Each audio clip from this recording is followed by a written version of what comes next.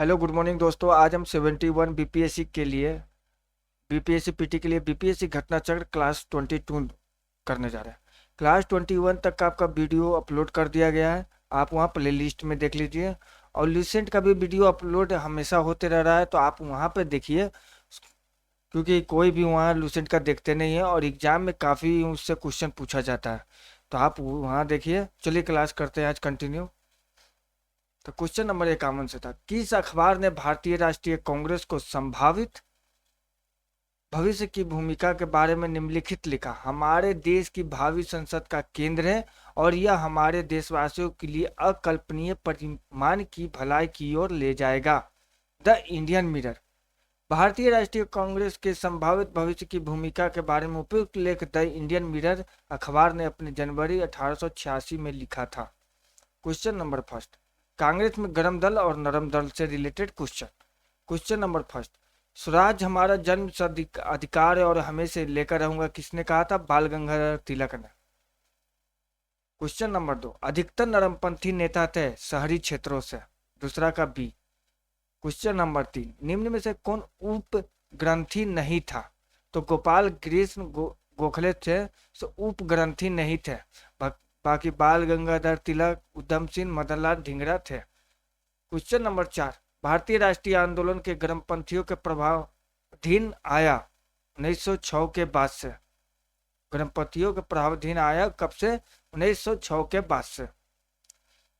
वर्ष 1906 के बाद भारतीय राजनीति में कांग्रेस के भीतर गरम दल का प्रभाव बढ़ा। गरम दल का नेतृत्व प्रमुख कांग्रेसी नेता बाल गंगाधर तिलक, लाला लाजपत राय, बिपिन चंद्र पाल तथा अरविंद घोष ने मिलकर किया। इन नेताओं ने स्वराज्य को अपना लक्ष्य बनाया। तिलक ने नारा दिया, स्वराज मेरा जन्मसिद्ध अधिकार है और मैं से लेकर रहूंगा।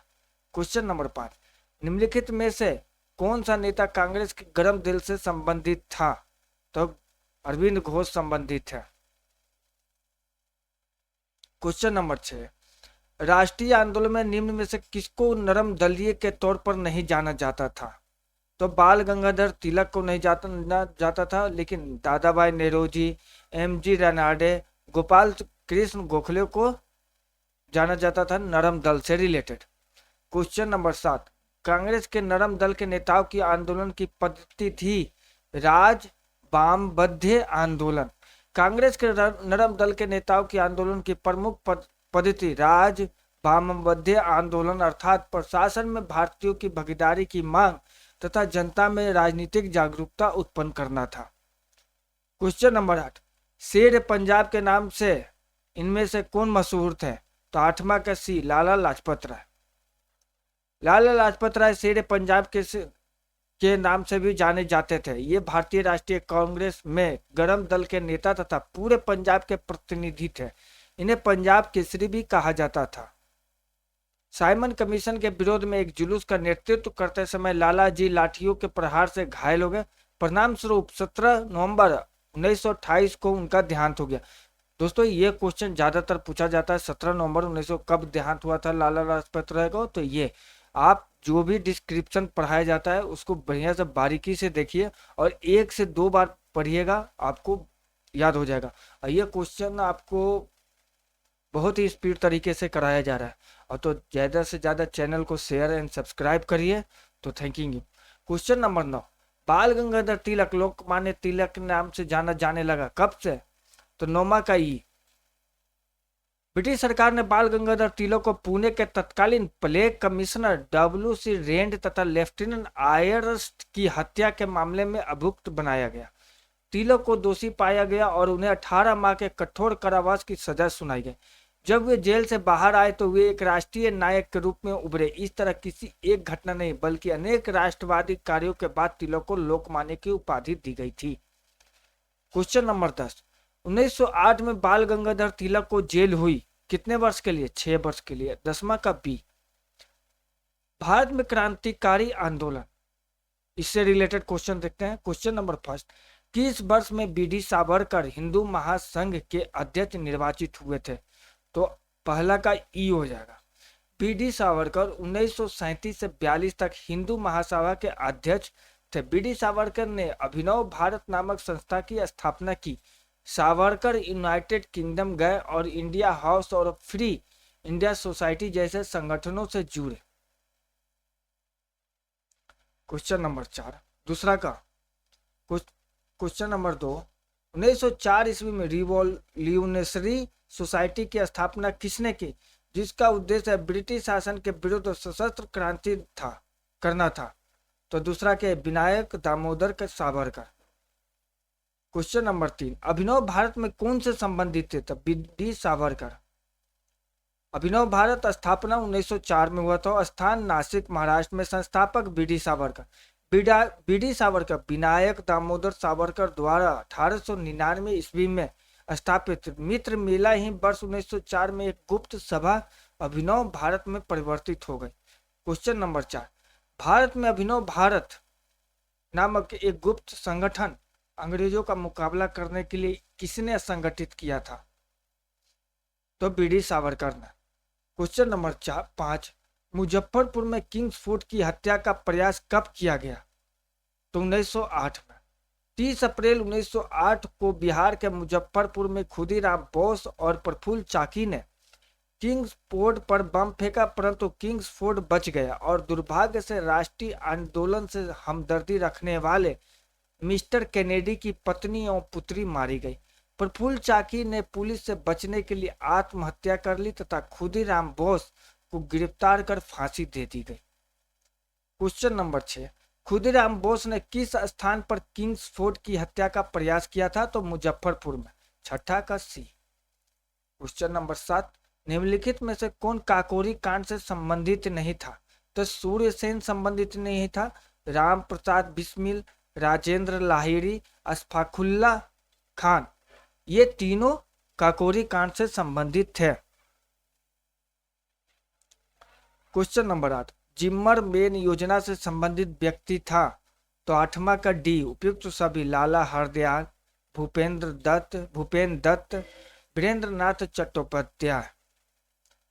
प्रथम विश्व युद्ध के दौरान भारतीय क्रांतिकारियों ने जर्मनी से शस्त्र एवं गोला बारूद मंगाने की योजना विदेश में रह रहे भारतीयों के सहायता से बनाई थी, जिसे हिंदू जर्मन षड्यंत्र तथा जिम्मरमैन योजना का नाम दिया गया।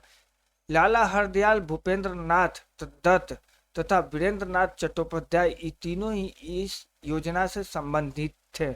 इन लोगों ने मिलकर जर्मनी के सहयोग से इस योजना के तहत वर्ष 1915 में बर्लिन कमेटी की स्थापना की। क्वेश्चन नंबर 9, 1920 ईस्वी के मध्य में हिंदुस्तानी सेवा दल की शुरुआत किसने की? तो नौमा के सी, NS हार्डिकर ने। नौमा का सी। क्वेश्चन नंबर 10, पटना युवक संघ की स्थापना कब हुई थी? तो 1927 ईस्वी में। 10वां का सी, पटना युवक संघ की स्थापना 1927 ईस्वी में, जिसने बिहार में क्रांतिकारी गतिविधियों को आगे बढ़ने में महत्वपूर्ण भूमिका निभाई। क्वेश्चन नंबर 11, भारतीय क्रांति की जननी किसे कहा गया है? मैडम भीखाजी रुस्तम कामा। 11 का D.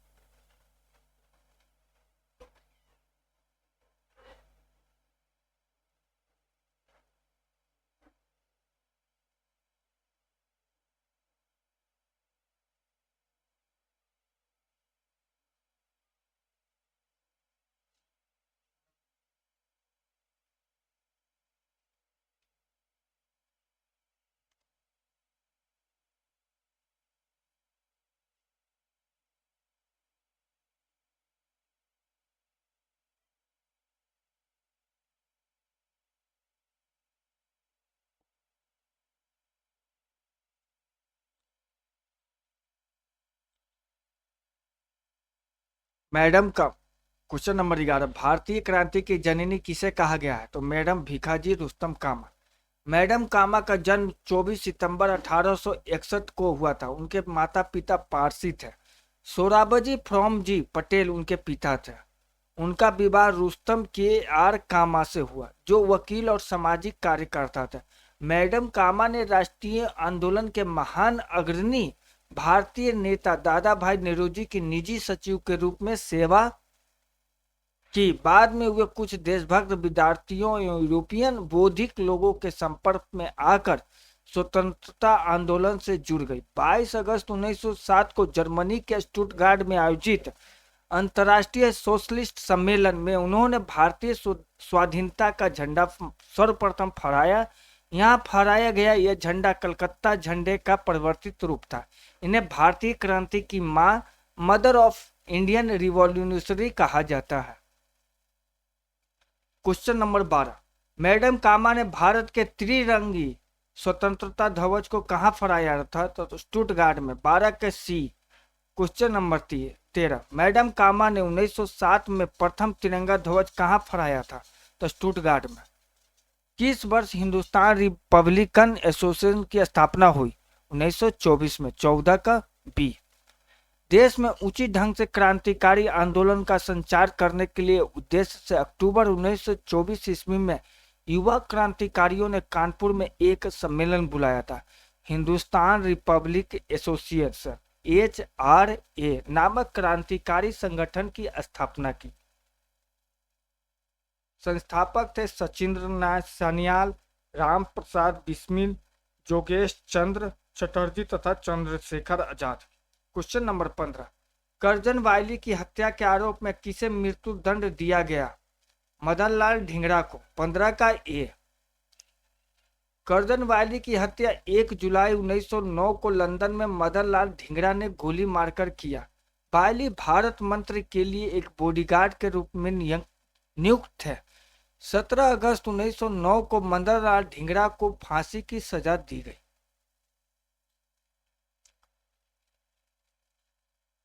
Question number 16, Kakori train डकैती कांड में किन क्रांतिकारियों को फांसी की सजा दी गई?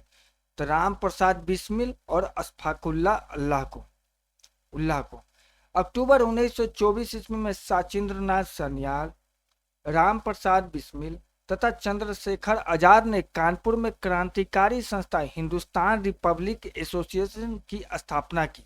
इस संस्था द्वारा 9 अगस्त 1925 ईस्वी को उत्तर रेलवे के लखनऊ सहारनपुर संभाग के काकोरी नामक स्थान पर 8 down Saharanpur Lucknow passenger train पर डकैती डालकर सरकारी खजाना लूटा गया। यह घटना काकोरी कांड के नाम से प्रसिद्ध हुई। इस कांड में 29 क्रांतिकारियों को गिरफ्तार किया गया, जिसमें राम प्रसाद बिस्मिल, अशफाकुल्लाह खान, रोशन लाल तथा राजेंद्र लाहिड़ी को फांसी हुई, जबकि चंद्रशेखर आजाद फरार हो गए। Question number 17, Hindustan socialist Republican association के संस्थापक नेताओं में से कौन थे? एक थे तो भगत सिंह।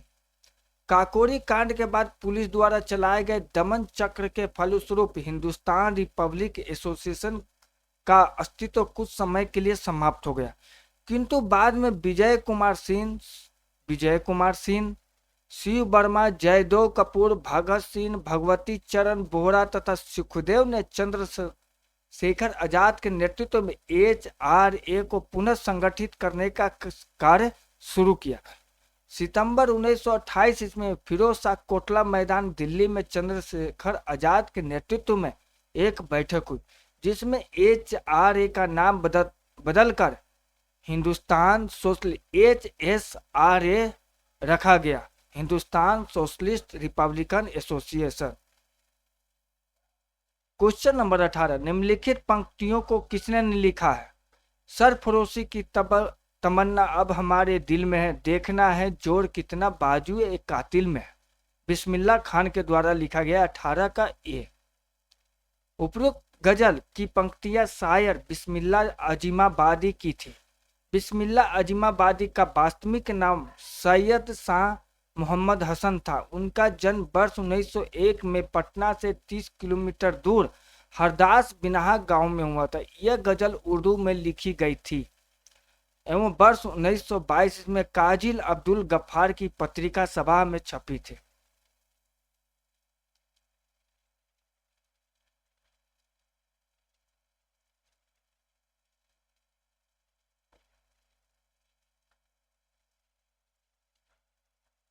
क्वेश्चन नंबर 19, प्रसिद्ध गीत सरफरोशी की तमन्ना अब हमारे दिल में है के रचयिता कौन है? तो 19 का ए। ये आपको पहले ही बता दिया गया, बिस्मिल्लाह अजीमाबादी थे।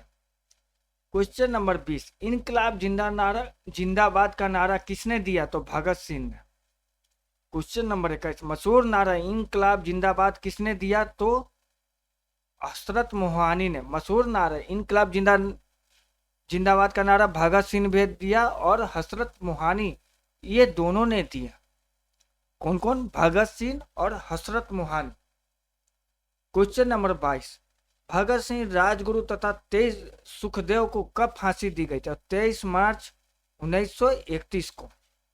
हिंदुस्तान सोशलिस्ट रिपब्लिकन एसोसिएशन के 2 सदस्य भगत सिंह तथा बटुकेश्वर दत्त ने 8 अप्रैल 1929 को केंद्रीय विधानसभा पर बम फेंके। दोनों को गिरफ्तार कर केंद्रीय असेंबली बम कांड के अंतर्गत मुकदमा चलाया गया। बाद में HSRA के अन्य सदस्यों को भी गिरफ्तार कर क्रांतिकारियों के ऊपर लाहौर षड्यंत्र कांड के अंतर्गत मुकदमा चलाया गया। वर्ष 1930 ईस्वी में लाहौर षड्यंत्र कांड का निर्णय आया, जिसमें भगत सिंह, राजगुरु और सुखदेव को फांसी की सजा सुनाई गई। 23 मार्च 1931 को तीनों को फांसी दी गई। उनकी फांसी के समाचार से संपूर्ण देश मृत्यु संदृत उदासी में डूब गया। क्वेश्चन नंबर 23, सुखदेव, भगत सिंह तथा राजगुरु को किस तारीख को फांसी दी गई? तो 23 मार्च 1931 को। क्वेश्चन नंबर 24, सरकार के विरोध में असेंबली में बम फेंकने के समय भगत सिंह की उम्र क्या थी? तो 21 साल से थोड़ा ज्यादा, 24 का बी। क्वेश्चन नंबर 25, केंद्रीय विधानसभा में हानि रहित बम किसने फेंके? तो बटुकेश्वर दत्त ने। केंद्रीय विधानसभा में हानि रहित बम किसने फेंके? बटुकेश्वर दत्त ने। वर्ष 1928 ईस्वी में चंद्रशेखर आजाद के नेतृत्व में दिल्ली के फिरोज शाह कोटला मैदान में Hindustan socialist Republican association HSRA की स्थापना हुई। इसका उद्देश्य भारत में एक समाजवादी गणतंत्रवादी राज्य की स्थापना करना था। इसके 2 सदस्यों भगत सिंह तथा बटुकेश्वर दत्त ने 8 अप्रैल 1929 को केंद्रीय विधानसभा में हानि रहित बम फेंके। दोनों को गिरफ्तार कर केंद्रीय असेंबली बम कांड के अंतर्गत मुकदमा चलाया गया।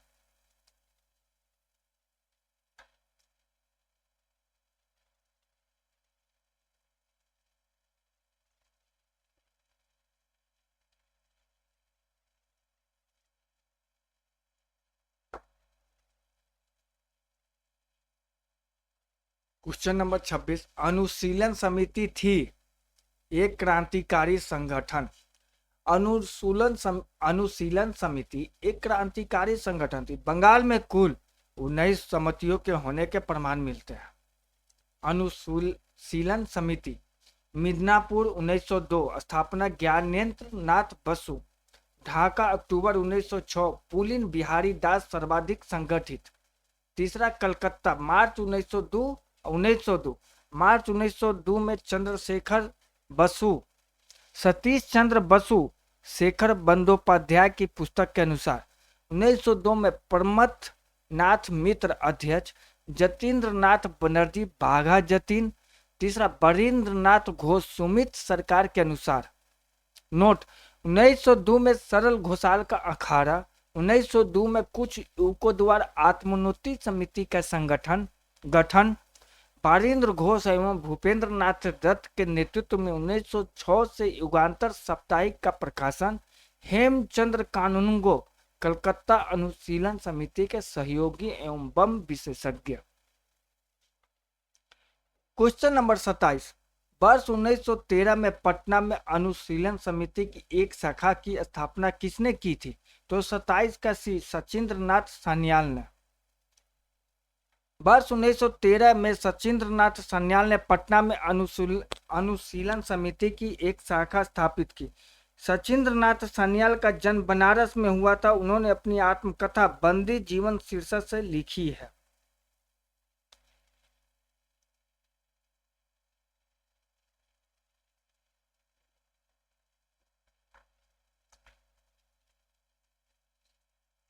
क्वेश्चन नंबर 28, किसने वर्ष 1913 में अनुशीलन समिति की एक शाखा की स्थापना पटना में की?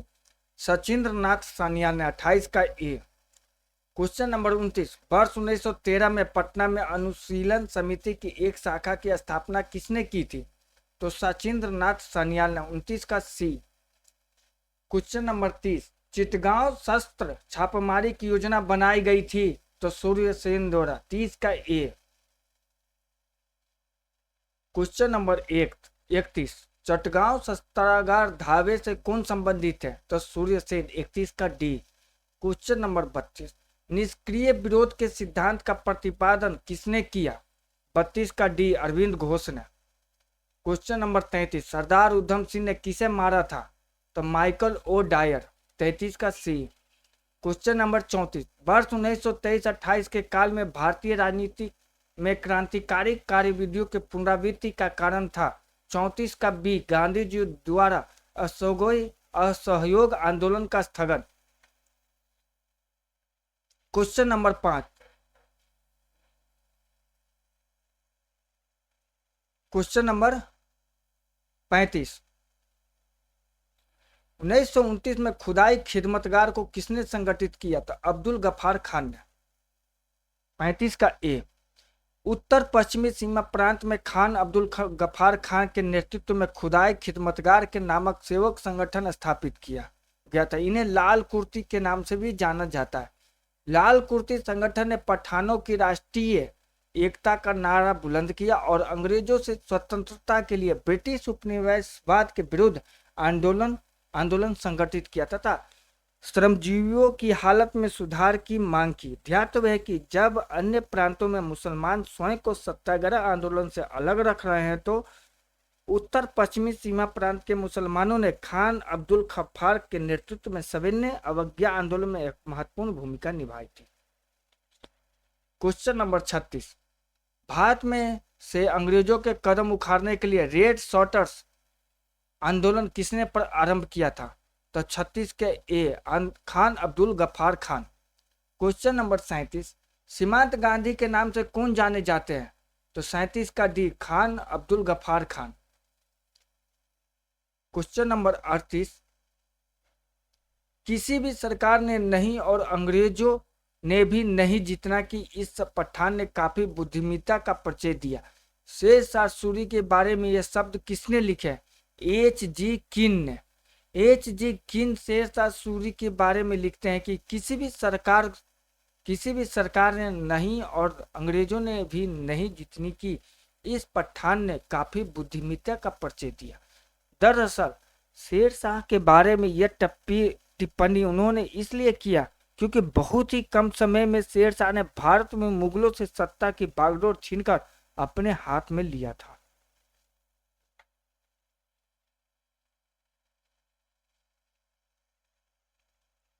क्वेश्चन नंबर 39, फ्रंटियर गांधी का असली नाम क्या है? अब्दुल गफ्फार खान। 39 का सी। तो दोस्तों ये काफी क्वेश्चन करा दिया गया, आप इसे रिपीट करके 1 से 2 बार देखिए। तो थैंक यू।